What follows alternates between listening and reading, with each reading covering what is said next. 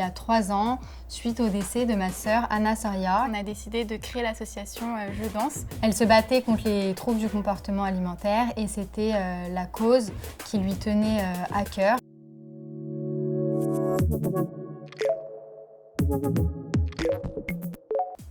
Salut, je m'appelle Natacha. Salut, je m'appelle Chiara Et je suis la cofondatrice de l'association Je Danse à Nassau. je suis aussi la cofondatrice de l'association Je Danse à Nassau.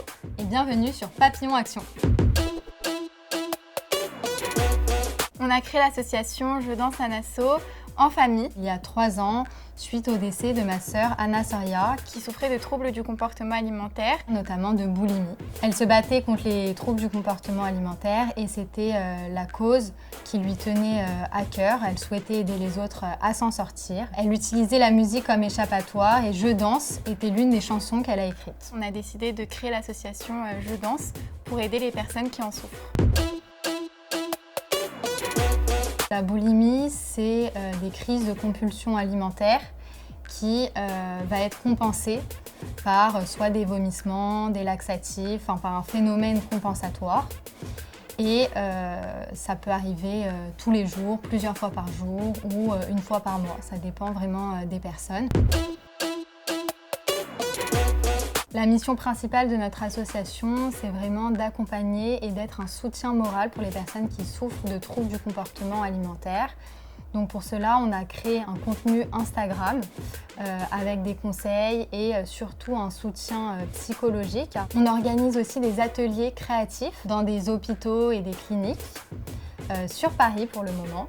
Mais on aimerait s'étendre dans toute la France. On organise également des journées portes ouvertes, des ateliers autour des TCA sur des thématiques différentes. Donc moi, je suis étudiante en diététique et à côté de ça, je m'occupe de la partie création de contenu sur les réseaux sociaux, sur Instagram et TikTok et du recrutement des bénévoles. Et moi, je suis étudiante en pharmacie et je gère toute la partie événementielle, contact avec les professionnels de santé au sein de l'association. Donc les ateliers qu'on organise dans les hôpitaux, c'est principalement des ateliers créatifs, donc perles, origami, du dessin. Et ça peut être aussi des après-midi jeux de société, karaoké, vraiment un moment pour se changer les idées. La première chose que je dis à une personne qui souffre de troubles du comportement alimentaire, c'est de se faire aider.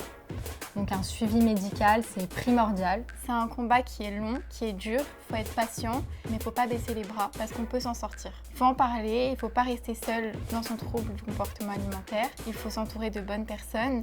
De communiquer aux personnes de confiance et se fixer des objectifs de vie, des projets pour justement essayer de se focaliser sur autre chose que sur la maladie. Donc si vous aussi voulez rejoindre notre belle aventure, vous pouvez vous inscrire que sur Paris pour le moment, sur jedanse-asso.fr et on espère pouvoir s'étendre bientôt dans le reste de la France. Et nous contacter aussi sur les réseaux sociaux pour qu'on puisse vous aider à trouver des professionnels de santé spécialisés et aussi on donne des petits conseils pour vous aider.